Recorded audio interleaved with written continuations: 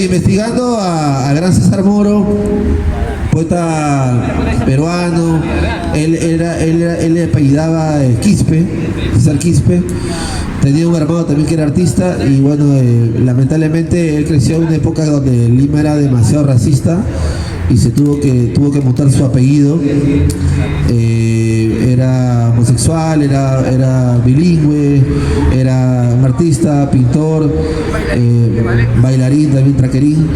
Inclusive se sabe que él se recurseaba, le gustaba vender guacos a los extranjeros, artesanías, ¿no?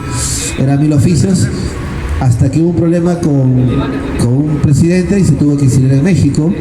En México se fundó la corriente surrealista. Él llegó al año y fue bonito porque inclusive hay fotos con Frida Kahlo, que también era traquera, era de la corriente porque los dos eran tracas, y bueno, levantó el nivel como siempre un peruano. Donde va el peruano pues es vanguardia, pues de locura, ¿no?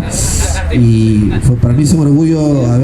Cuando vi las fotos me quedé impactado, pues no está sobándose con Frida, chupando, no hay fotos pues brindando, ¿no? Conversando, ¿no? En México, en el DF, bueno, ahora le dicen Ciudad de México, ya no le dicen DF. Y bueno, su poesía muy intimista, muy pasiva, también muy reflexiva. Inclusive él tiene fotos, no sé si él se las hizo o le hicieron, pero también son raras, ¿no? Hay una foto de él que está enterrado en la arena, con un pañuelo. Sí. Y por ejemplo, en México, la historia que está registrada, él se enamora de un chico que se llama Antonio, creo que era un militar, ¿no? Pues, ¿no? Entonces le dedica como 3, 4 poemas. Claro, Antonio es Dios. Y se va a la mierda pues por Antonio. Inclusive se enferma y ya cuando Antonio se casa, claro, yo leí la historia, Antonio se casa con una mujer, o sea, claro, él era su traca de Antonio y al final ya perdió, pues, ¿no? Resignó y se volvió al Perú. Y lo bonito y lo curioso, por ejemplo, es que hay mucha gente que no se ha detenido en este dato histórico, es que cuando él vuelve al Perú, como ya tenía, digamos, calle, mundo, pero más que todo la palabra que es mundo, no, calle, porque mundo puedes tenerlo de muchas maneras, pero calle, ¿no? Él regresa al Perú y se vuelve profesor de francés para recursearse, ¿no? Pero él llega a ser profesor de Leoncio Prado. Claro. Entonces la anécdota es que él dice que él le dictaba a los chibolos de Leoncio Prado y los chibolos lo jodían, le tiraban, le escupían en su saco, como él era muy frágil, muy delicado, le insultaban, le tiraban papel, a veces le metían la mano, ¿no? Y uno de esos chibolos era Vargas Llosa. Tenía 16 años y él decía, yo tenía un profesor que era gay, que era poeta, que era pasivo, que era muy callado, ¿no? Y inclusive hay algo curioso, porque yo sé que escribe teatro, escribe novelas, escribe cuentos, escribe todo. O sea, en su reflexión de entender que él no quiso ser poeta por moro, porque la vida del poeta es muy sufrida, pues, ¿no? Y encima un poeta traca, peor, pues, ¿no?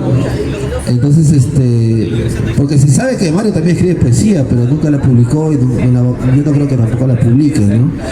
Entonces, qué pena que, aunque buscando, quién sabe, habrá un registro del alumno y el profesor en fotos, ¿no? Quién sabe, pero no se conoce toda esa foto. Y para ir cerrando mi participación, yo por ejemplo tuve la suerte de que yo tengo un amigo en La Molina que es un coronel, que lo conocí por un amigo que es un chibolo que es de la barra de Alianza, que se llama Pilas, y él es el coronel Farfán, ahí está, León Prado Farfán, y él tiene la edad de Vargas Llosa, pues ya hace poco, pues, ¿no? Le pregunté por Pilas, ¿no? Su hijo, no, ya se casó, se fue, pues, me dice, ¿no? Y yo le digo, me dice, sí, yo sé que escribes, ¿no? Y mi hijo va a tus libros, ¿no?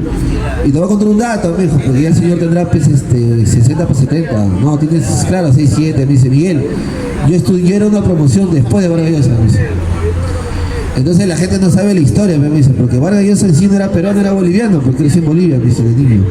Y él llega a Lima y su papá se da cuenta que Mario era muy afeminado.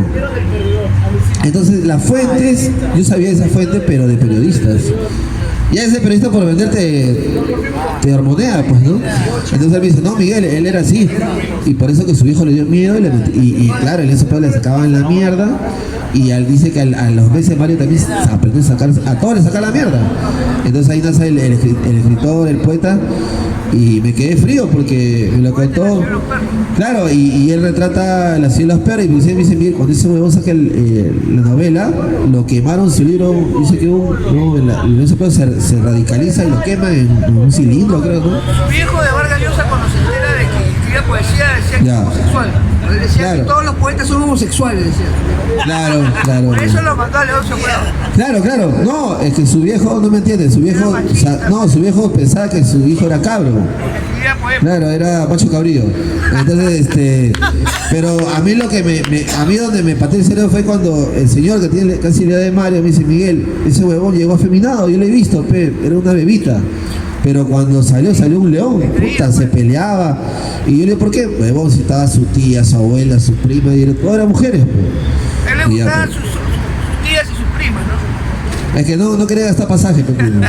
Bueno, y ahora Primo Mujica que quiere hablar de nuestro gran pintor también, porque mucha gente también, en la Católica, compró un día un libro y mucho lo valoran, lo rescatan a César Moro, pintor, ¿no?